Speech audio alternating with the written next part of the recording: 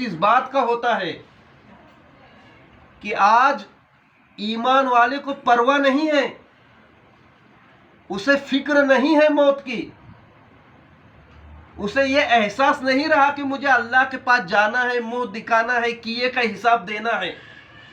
आज मुसलमान के शेड्यूल में सब कुछ है, सब कुछ उसने शेड्यूल बना रखा है।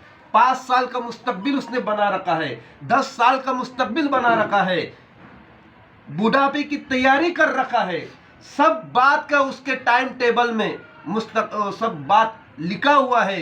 एक ही बात नहीं है कि मुझे मरकर कब्र में जाना है, उस कब्र में कि जिसमें मेरे और आपके सिर्फ आमाल काम आएंगे, सिर्फ आमाल, वहां कुछ नहीं। जो हमने अच्छे आमाल किए, जो इबादतें किए, जो रसूलुल्लाह सल्लल्लाहु अलैहि वसल्लम की सुन्नतों पर अमल किया, वही हमारे काम आने वाला है। कब्र में दूसरा कुछ नहीं, वहां कोई नोट नहीं आने वाला, ना वहां अलमारी है, ना हमारे कफन को कोई खिस्सा है कि जहां पर हम सब इकट्ठा कर सके। आज मुसलमान का शेड्यूल बड़ा बिजी है और उस शेड्यूल में उसने हर चीज को एक वक्त दे रखा है। सिर्फ वक्त नहीं है तो उसको नमाज को वक्त नहीं है, सिर्फ वक्त नहीं है उसको तो कब्र की तैयारी के लिए वक्त नहीं है। ऐसा मत कीजिए ईमान वालों, वरना बरोज़े क़यामत के पहले कब्रिस्तान में हमें दफन करने के बाद उसका जब एहसास होगा तो उस वक्त रोने से कुछ हासिल नहीं होगा। अल्लाह ने जिंदा रखा है, तब तक हमें नेक अमल करना। हुज्जतुल इस्लाम हजरत मोहम्मद गजाली रहमतुल्लाह अलैह की लिखी हुई किताब है मुकाशिफतुल कुलूब, पेज नंबर 59 में उन्होंने एक बहुत बेहतरीन वाक़या लिखा कि एक नेक आदमी ने अपने वालिद को मरने के बाद ख्वाब में देखा और देखकर पूछा, मा फ़अलल्लाहु बिका, यानी अल्लाह पाक ने आपके साथ क्या मामला किया, कब्र के हालात आप पर कैसे गुजरे। बाप का जवाब था, बेटा हम दुनिया में गफलत में रहे और गफलत ही में मर गए।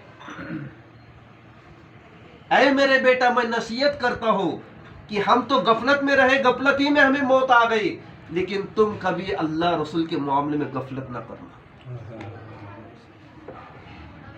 प्यारे इस्लामी भाइयों और बहनों, हमें अपनी जिंदगी पर गौर और फिक्र करना है कि प्यारे आका सल्लल्लाहु अलैहि वसल्लम ने हमें क्या कहा कि ऐ ईमान वालों, इस दुनिया के बाद भी दूसरी दुनिया है, उस दुनिया के बाद भी और दुनिया है, और वो दुनिया में आखिरत में जो फैसला होना है, जन्नते हमेशा जन्नत में रहेंगे, जहन्नम में हमेशा जहन्नम में रहेंगे। इसी दुनिया में रह करके हमें नेक आमाल करना है, अल्लाह की इताअत करना है। एक शख्स आया, सुन्नी फज़ाइल आमाल में ये वाक़िया है, पेज नंबर 254। एक अरबी आया, या रसूलुल्लाह सल्लल्लाहु अलैहि वसल्लम,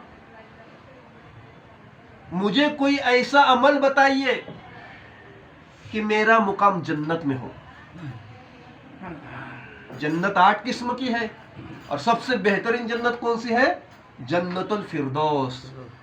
अल्लाह करे कि हर ईमान वाले को हुजूर का पड़ोस जन्नतुल फिरदौस में नसीब हो। आमीन।